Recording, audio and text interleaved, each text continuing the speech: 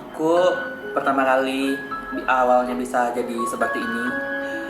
Awalnya itu aku juga nggak nyangka kok bisa aku jadi seperti ini. Dan aku berpikir pada waktu itu aku nggak akan sukses jadi orang bahkan jadi seperti ini juga. Jadi aku waktu itu sempat berpikir aku nggak punya keluarga dan aku nggak punya orang tua dan aku tidak punya saudara dan aku memberanikan diri. Jadi itu aku memberanikan diri ke luar daerah, bahkan ke luar negeri. Dan pada waktu itu aku dibayar cuma 50.000 dan aku cuma manggung di suatu daerah, itu namanya daerah Kerinci. Dan pada saat itu aku manggung ke satu desa. Biasa satu malam itu dari bisa 8 jam itu aku cuma dibayar 50.000 aja. Dan aku berpikir lagi, apakah 50.000 itu bisa untuk membiayakan hidup aku untuk masa depan aku juga. Tapi ternyata setelah aku jalanin selama 1 tahun untuk jadi biduan itu sangat tidak mungkin. Jadi ketika itu aku mencari duit untuk uang untuk ongkos ke Malaysia itu susah banget. Karena itu harus pakai, kata orang tuh pakai tekong gitu. Sedangkan biaya untuk membiayai tekong itu harganya 3 juta. Jadi aku mencari uang 3 juta itu, bagaimana cara mencari uang dalam 3 juta itu? Itu ternyata susah banget nyari 3 juta itu. Karena waktu itu uang 50.000 aja aku mencari dengan biduan itu sangat susah banget. Apalagi untuk mencari 3 juta. Dan aku sempat berpikir lagi, apakah bisakah aku ke Malaysia itu? Tapi ternyata setelah aku jalanin lagi dan aku mencoba lagi, tiap malam aku manggung dan biduan nyanyi ke desa satu, ke desa yang lain. Tiap malam aku manggung, bahkan aku mendapatkan uang saweran dari masyarakat. Ya, dan dari situlah aku ngumpulin uang dari 3 juta itu. Dan aku mencobalah ke Malaysia itu. Ternyata selama aku di Malaysia itu dan aku cuma bertahan cuma 2 bulan aja. Dan aku di sana berpikir lagi, di Malaysia ini tidak akan mungkin aku bakalan sukses. Karena ini bukan hidup aku. Karena di sini menurut aku mengikuti teman-teman yang belum aku kenal, ini bukan perjalanan hidup aku. Jadi aku di Malaysia itu cuma bertahan 2 bulan. Di sanalah aku cuma dibiayai tanpa biaya dan aku tuh cuma dikasih kayak seperti uang dari pangkalan itu sekedar berapa rupiah aja. Dan aku berpikir ini nggak bakalan hidup aku di Malaysia. Jadi selama 2 bulan itu ya aku langsung melarikan diri lagi dengan membawa uang tak seberapa. Dan aku melarikan diri kembali lagi ke kampung aku. Jadi pas di kampung aku berpikir lagi, apa yang harus kulakukan untuk masa depan aku tuh. Sempat berpikir, apakah aku akan menjadi biduan lagi seperti di kampung, seperti dahulu? Tapi ini tidak akan mungkin. Dan aku mencoba lagi ke suatu kota lagi, itu namanya ya Sumatera Barat. Dan aku di sana mencoba mencari pengalaman lagi dan aku cuma sendiri aja, nggak ada kenal siapa-siapa. Dan aku ke Sumatera Barat itu mencari apa yang harus aku lakukan. Jadi aku cuma membawa modal itu waktu itu cuma membawa modal 200.000 aja. Jadi apa yang harus aku lakukan dengan uang 200.000 itu? Jadi setelah aku mengelola uang 200.000 itu dan dari ongkos, dari makan, dari untuk biaya selama aku di perjalanan itu sangat kurang. Dan aku tuh waktu itu bagian CS itu bertahan untuk selama 1 tahun. Selama bagian CS aku tuh ya aku kerjanya kayak nyapu, membersihkan suatu perusahaan salon itu, membersihkan semuanya mulai dari kamar mandi, kamar dia, bahkan dalam ruangan salonnya itu. Dan setelah aku bekerja 1 tahun itu, dan aku akhirnya dipercaya sama bos aku itu, aku naik pangkat katanya gitu. Kamu boleh deh naik lagi, coba nggak usah jadi CS lagi. ya udah aku berani mencoba gitu, ya udah Kak gitu, aku berani kok gitu. Jadi aku waktu itu disuruh seperti belajar ya kerimbat, kata orang itu kan, belajar kerimbat, belajar mases, belajar lulur gitu, belajar mani-pedi, semuanya bagian, kata kalau untuk dunia kecantikan itu namanya itu CR. Jadi aku belajar untuk bagian CR atau terapis, mulai dari kerimbat, mani-pedi, semuanya. Dan disitulah aku mulai belajar, itu bertahan untuk selama 1 tahun untuk bagian CR-nya. Dan setelah aku bekerja 1 tahun, dan aku tuh memberanikan diri lagi ke Jambi. Setelah aku di Jambi itu, dan aku memberanikan diri ke namanya itu salon terkenal. Itu disitulah aku mulai kursus di sana. Itu kursus mulai dari gunting, bahkan untuk peralatan hairstylist. Disitulah aku mulai berawalnya dari satu salon itu. Setelah aku bekerja di sana, di perusahaan besar itu, perusahaan kecantikan itu, dan aku bekerja selama 1 tahun.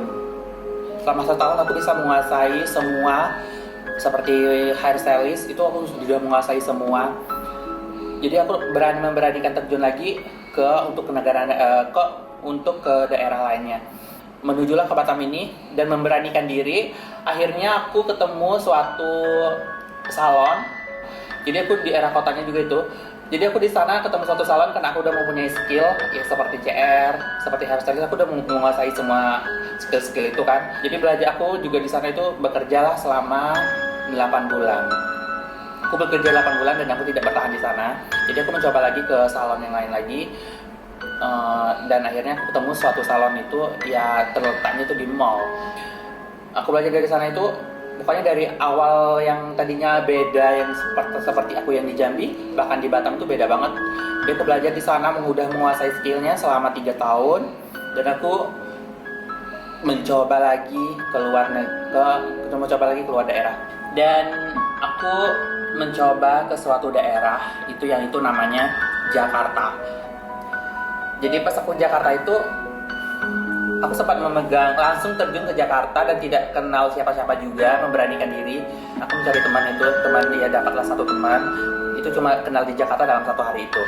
Pas aku dapat teman itu, dan aku besoknya diajak untuk mencari kerja gitu kan. Ya sempat sih ngeluh gitu kan, sempat ngeluh selama 1 bulan tuh gak kerja gitu.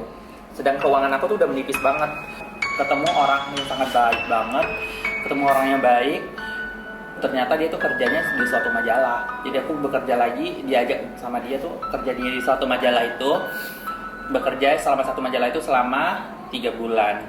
Di sana itu aku bekerja di majalah.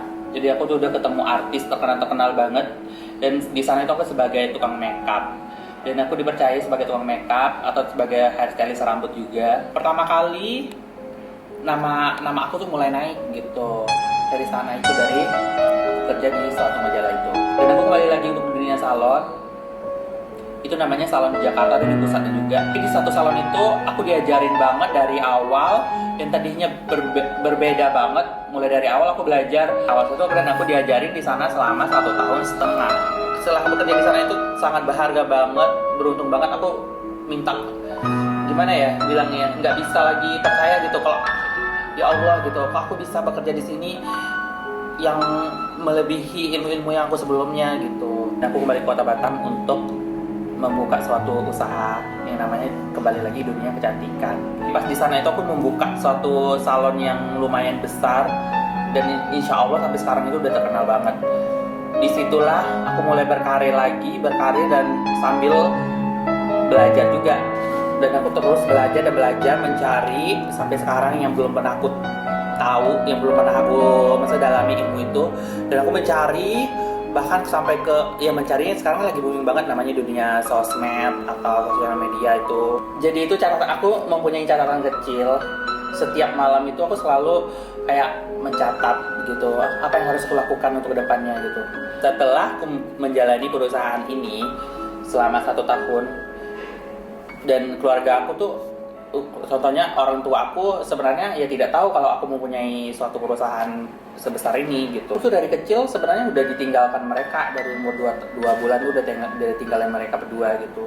Dari tinggalin mama sampai tinggalin papa. Dan sampai sekarang aku belum ketemu mereka gitu. Kita 2 hari mau lebaran itu aku nggak sempat jumpa sama bapak aku itu. Jadi ketika aku nggak sempat, katanya didapat diinfokan bapakku udah meninggal. Dan aku nggak sempat menunjukkan sama mereka gitu, sama bapakku terutama, kalau anakmu itu udah sukses gitu, udah jadi orang seperti sekarang ini.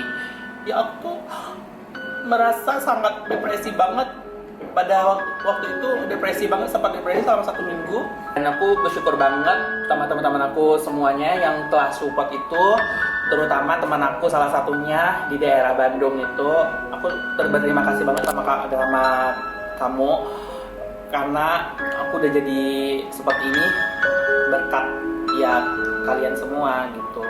Aku itu pertama kali kenal sama Feby itu waktu aku pertama kali ke salon kecil aja di mall.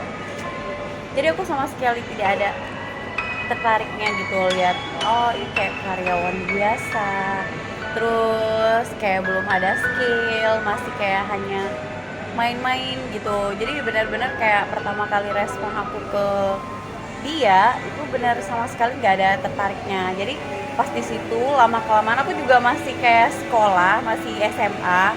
Jadi pertama kali ke salonnya dia juga masih muda banget, sama sekali pakaiannya itu ya hanya karyawan salon yang kumel banget. Dan sama sekali kalau aku orang biasa aku kayak nggak bakal ngeliat gitu. Tapi dia punya bos, dan bosnya ini kasih dukungan positif banget buat si Feby ya. Tapi aku sih 2 kali 3 kali ke salon itu aku belum benar-benar kenal sama dia. Cuman dia orangnya asik, ngobrol, dan kayaknya benar-benar orang yang bakal pengen berkreasi lagi sambil nyalonin rambut, sambil ngomong bahwa aku tuh pengennya begini, tapi nanti aja karena diri aku belum sanggup katanya. Jadi ini adalah teman aku yang paling dekat, yang pernah aku kenal banget. dan aku tuh mengenal dia itu adalah sosok wanita Wonder Woman banget. Jadi dia tuh menginspirasikan Feby untuk biar bisa lebih maju untuk kedepannya. Sejak kenal kakak dia ini, sumpah. Jadi aku tuh memang merasa tuh dia tuh orang yang nomor 1 di hidup aku, karena di Pertamina aku nggak kenal siapa-siapa dan aku cuma mengenal dia sendiri. Wah, pandangan hinaan buat Feby itu banyak banget karena dia sering keluar berteman dengan teman-teman yang positif, itu dihina habis-habisan kok. Cuma karyawan salon, apalagi ya bahasanya banci, udah nggak sekolah gini, pandangan mereka tuh jelek banget sama si Feby ini.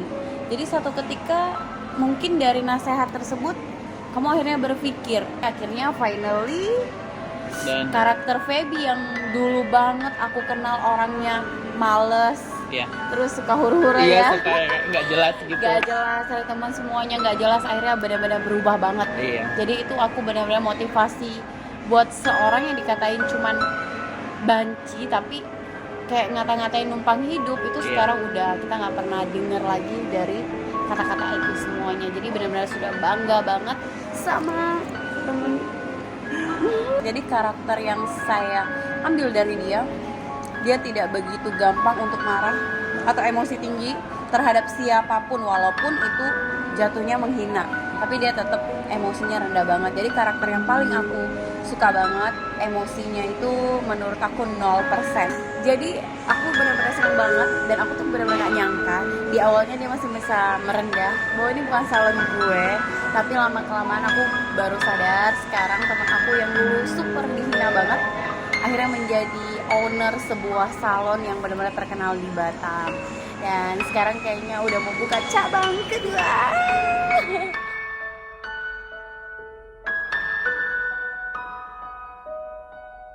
Jadi buat kalian semua, kalau mau sukses itu gampang banget sebenarnya. Kalian tuh kalian harus perlu fokus dari hati kalian. Yang harus fokus kalian jalani itu kayak seperti kalian punya skill sendiri itu, ya kalian fokus aja dengan skill kalian itu. Jadi percaya kalau skill kalian itu akan maju ke depannya gitu. Jadi ya begitulah sebenarnya perjalanan karir aku dari dulu sampai sekarang.